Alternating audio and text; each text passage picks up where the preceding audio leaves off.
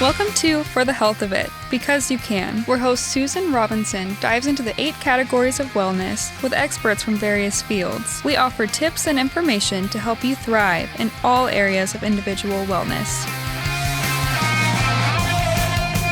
Welcome to part 2 of our interview with Dr. Luke Seaward, where we've been discussing stress management and the effects of the pandemic.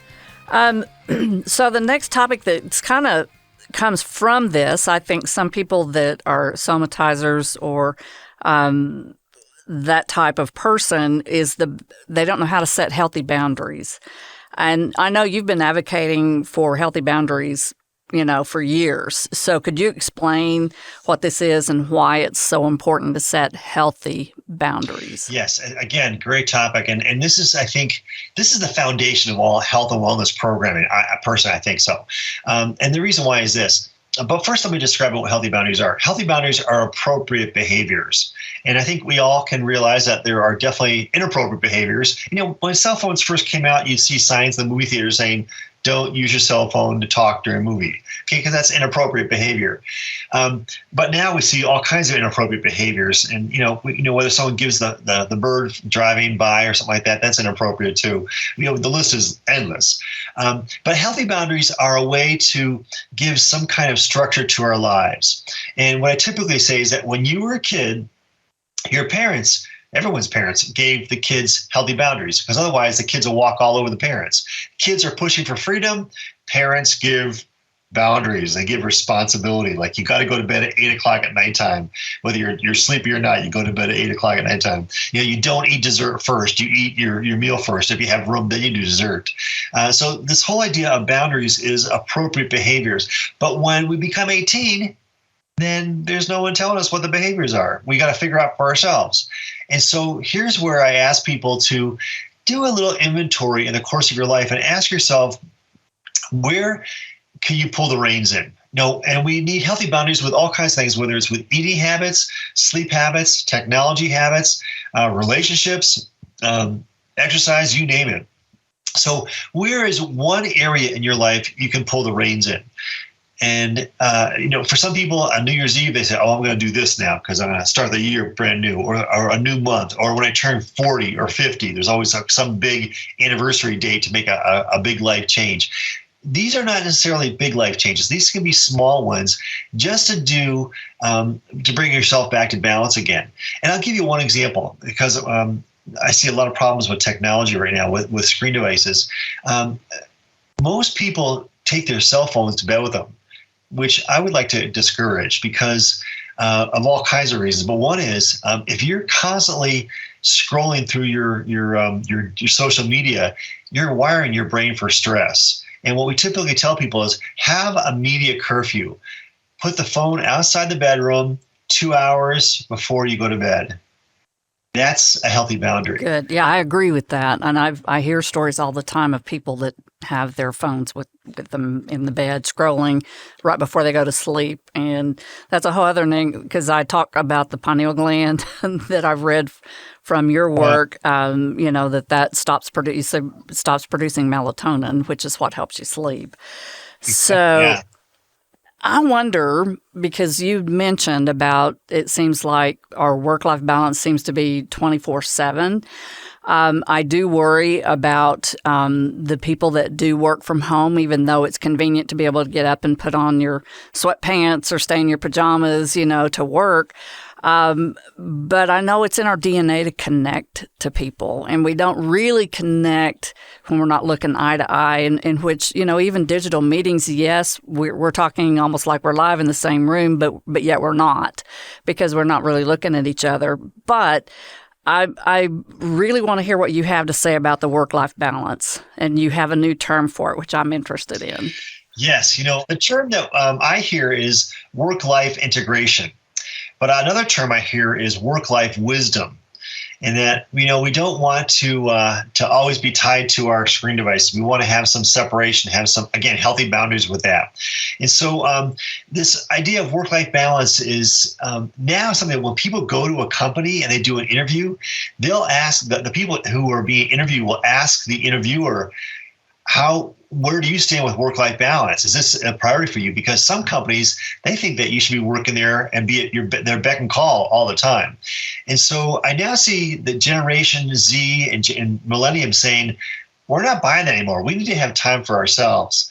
So work-life balance is something which says, whether it's the idea of 8 hours that we do work and the other 8 hours we sleep, and the third set of 8 hours we do for family and personal stuff, there needs to be that magical alchemy that we're not always at someone's beck and call with what they call the electronic leash or the screen device. We're always attached to that and don't have that healthy boundary with technology. Part of work-life balance is implementing healthy boundaries. The two go hand in hand. And what we now see with people who've been working from home, that rather than having a distinct time period, let's say like 9 to 5, they may check their email and do a few things when they wake up in the morning at 7:30. They may take a half an hour to go jogging. They may bring the kids to school, but they may also come back at 6 and 7 o'clock at nighttime and do a few things for reports and things, because they've had a sense to kind of parse things out and to have a sense of balance that way, which I think is great. They're not exactly punching time cards anymore like we used to in the old days. But the real important thing is, if the spouses, the kids, the friends and colleagues say things like, I don't see you anymore, or you're married to your device, pay close attention because that means there's not work-life balance. There's not work-life wisdom. There's not integration. You're giving your power away. That's a good statement. Very bold statement there. So, also, it's recently a lot of talk has been, and I've read a lot about it, but it's about self-care. So I know you're a big advocate for self-care. And so can you describe in your terms what you say self-care is? Yeah, again, great topic. And this is a term that's been around for a long time, mostly for people in the allied health professions like the nurses and doctors who always put other people first and don't take care of themselves. And so before the pandemic, I got to tell you this, that people, when they heard the term self-care, they thought, oh, bubble baths and massages and scented candles. And yes, that's good. That's a good start. Don't get me wrong. But self-care is also healthy boundaries, saying no phone calls after 9 o'clock. Self-care is going outside for a breath of fresh air for your lunch hour. Self-care is saying I'm not going to binge watch 4 hours of Bridgerton. I'm going to just do one episode, and then I'm going to read a book or write a letter to somebody. So self-care really is personal balance, and there's so many ways in which we can talk about self-care. Whether it's nutrition, whether it's sleep is huge. We got to talk about that. Whether it's time with friends. A lot of people didn't have the ability to meet up with friends because all the restaurants and coffee houses were closed for a while there, but now they're back open again. And now what friends are saying, and even kids, I heard a story on NPR about kids who say they're turning off their screen devices and saying, let's meet outside and just go for a walk. And I'm like, that's self-care. That is great. So self-care it's putting yourself not first, but equal to all the other things so that you don't drain your power away. And there's a wonderful expression in the self-care industry that says, you can't pour from an empty cup. You can't give to somebody else if you've got nothing to give yourself. And so a lot of self-care before the pandemic was how to fill your cup up so you have something for yourself. But Susie, now what we now know with all the trauma and the pandemic and all this stuff, now what we're saying is before you fill that cup up, repair the cracks. Repair the cracks. There's a wonderful expression. I know everyone in the audience has seen this or heard this somewhere.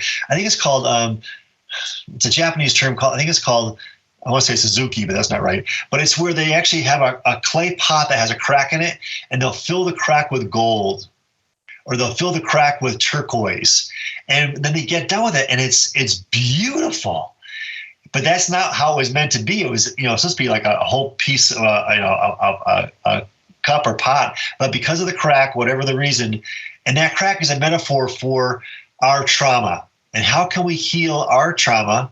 How can we heal those things so that when we pour water back into the metaphorical cup, we don't spring a leak and hemorrhage our energy everywhere? I love that statement. Love that. So one of your passions in the topic of stress it is also about spirituality, stress and the human spirituality. Can you share some of your insights on that topic? Yeah, my focus on wellness is not just broccoli and aerobics or the 21st century kale and CrossFit. My topic on wellness, the way in which I perceive it, is the integration, balance, and harmony of mind, body, spirit, and emotions. And, for the past 40 years, I've been advocating spiritual well-being, spiritual health, and it's not the same thing as religion, although they definitely have some common ground. But spirituality, if you were to talk to the shamans, the sages, the wisdom keepers, the healers of all times, all cultures, all languages, and ask them, what exactly is human spirituality all about? You're going to hear them say three things all the time: relationships, values, and a meaningful purpose in life. I'll say it again: relationships, values, and a meaningful purpose in life. And so I'm going to put a challenge out to the audience here. If you get a chance, get a piece of paper and pen, or if you want on your computer, write down your top 10 stressors. Okay, top 10 stressors. If you only have 3, don't make them 7. If you got 49, just give me 10. But take a look at your top 10 stressors, issues, concerns, problems, and put a check mark next to every one that involves a relationship. Put a check mark next to everyone that involves a value or value conflict, like privacy versus freedom, or freedom versus responsibility. Put a check mark next to every stressor that involves a meaningful purpose in life. And if you're honest with yourself, I guarantee you're going to have everything checked off your list, sometimes more than once. So is there a relationship between stress and spirituality? Yes, there definitely is, in terms of relationships, values, and a meaningful purpose in life. And so when I learned this, like about 50 years ago now, I thought to myself, this is important. We can't just talk about broccoli and aerobics, because although that's important too, that's not the whole wellness genre. We got to talk about emotional well-being. We got to talk about mental well-being, clarity and stuff. We got to talk about relationships, values, and purpose in life. And so I am a big advocate of this. And now what we're seeing, Susie, is this. A lot of people in this time period, I bet people in the audience have heard this term before. During the pandemic, there was a thing called the Great Resignation. People quit their jobs en masse.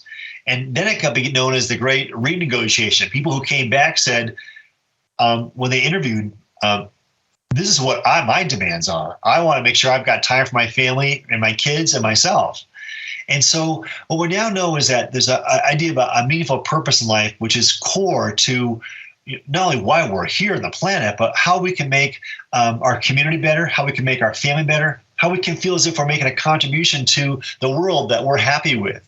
And I got to tell you something interesting. I learned this about purpose in life.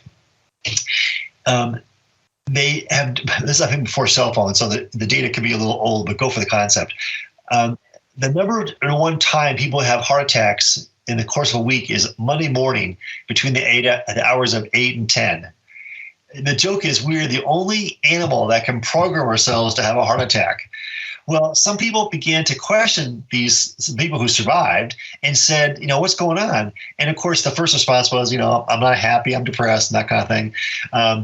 But then they probed further and they found out that every person who had a heart attack who survived, they could talk to, they said, I feel like my life has no purpose. And so now we see a direct connection between a lack of purpose in one's life and your physical health. The two go hand in hand. And so by not acknowledging the spiritual dimension to health and well-being, I think we do a gross injustice to the topic of wellness, because we're more than just physical beings. Broccoli and aerobics is not the whole aspect to it all, or kale and CrossFit, as I say. So this is one reason why I'm so passionate about the topic of spiritual well-being and how it relates to health and well-being. And so now I got to tell you, a lot of people are asking themselves a very important question. Why am I here? What contribution can I make to the world to make it a better place? That's the epitome of a spiritual quest, if you will.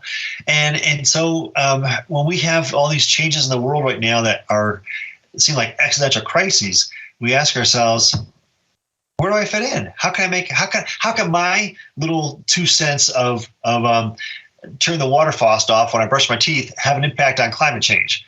Well, that's an important question to ask. And by asking ourselves that question, we then expand our awareness to think how we can better fit into the world and have a contribution to make.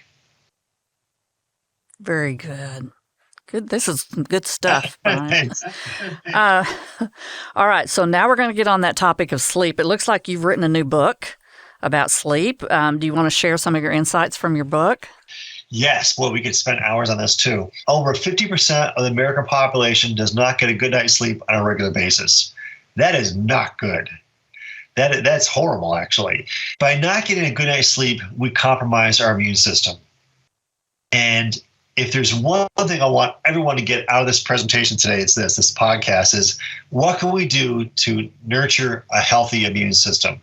Now, there's 3 things we know that negate a healthy immune system: poor sleep, poor nutrition, and stress. And I got to tell you, that sounds like everybody I know.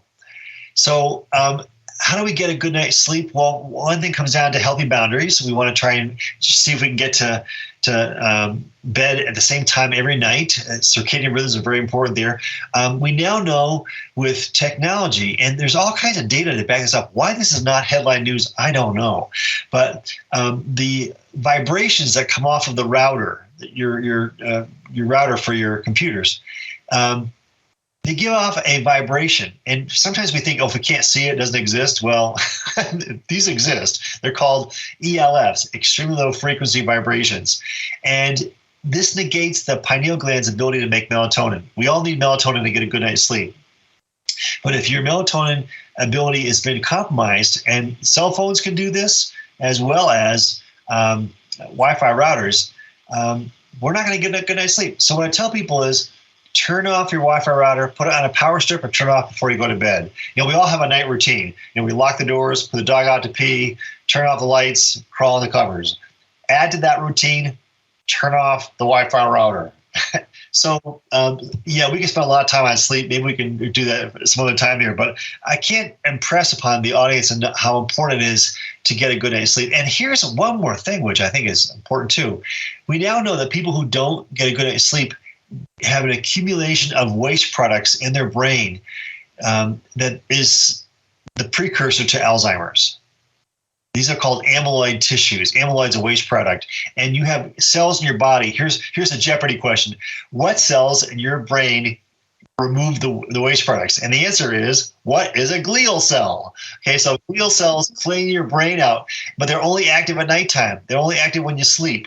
So, and we now know that people who don't get a good night's sleep, they've got poor memory, poor reaction time, poor communication skills, poor comprehension, all kinds of aspects of compromised cognition there. So a good night's sleep is important. And, it's like you spend a third of your life doing this. We got to really make it count. I agree so much. And just even struggling sometimes my own self. On certain nights, I have a hard time getting asleep. And so I always look back at what I did. When did I shut off my phones? But I'm going to try shutting off the router. That's actually a good idea. All right. So what is digital toxicity? I've heard you talk about this, especially is there digital wellness? What's your thoughts on this? Yeah, well, first I want to say I love technology. I can't do my career without it, but you need to have a healthy relationship with it. And digital toxicity is when we basically spend too much time with screen devices to the point that we wire our brains for stress. There's a term called doom scrolling, which I thought, when I first heard it, I thought to myself, oh, that's pretty good. And I thought, oh, that's not good at all. But when you're constantly looking through your social media to see what new disaster there is on the horizon or what new headline, you wire your brain for stress to be hypervigilant. And hypervigilance is a characteristic of PTSD. And so one way in which we can actually detox from technology is to have healthy boundaries with it, not to take our cell phones with us wherever we go, have some time to unplug from this. And so digital wellness is a very comprehensive topic right now, which could be its own podcast, I suppose. But part of that is to have healthy boundaries and unplug from this. We now know, Susie, that people who are on their cell phones all the time, they don't have good long-term memory skills. They've actually outsourced their memory to their device, like GPS devices, Wow. That totally makes sense. Yeah. I guess someone from our generation, I know I do landmarks, and I look for and have to use my brain to look for, a route to go and those kind of things. But so many people just depend on that device and they don't have to use those cognitive skills to try to get where they're going. So that's amazing, what you were saying about that. So how do you personally relax? Oh gosh, I get up every morning and I go for a walk in nature, come back and I take a shower and I meditate for about a half an hour. And then I go for a swim around noontime, so I get some exercise in. So I do some nature therapy, some mindfulness meditation, some exercise. Go out for some I call male bonding, but it's like social time with my friends there. And then I think a sense of humor is important too. My wife says to me, she goes, "You're your own best audience," but I'm always laughing at something. And so life is tough. I've had a tough life. I won't go into details about that, but I will tell you that humor has been one of my best coping techniques to bring things back to balance. Yes, I love humor. I do. All right. So any other things you want to add to today that you'd like to close with? Yeah, first I want to say thanks. I've really enjoyed this time together. And I think that if there's one take-home message, I think we had about 47 of them, but one is where in your life can we make one small change to come back to balance? Just try and get that under your belt and practice that for 30 days. That's how long it takes to actually rewire the brain for a new habit. And then just and think to yourself, this is how I can come back to balance. And if you can do just one thing, take one thing you've heard in this podcast and apply it to your life, the world's going to be a better place. Thank you for being with us today. We hope you enjoyed Dr. Seaward's insights on the topic of managing stress and burnout.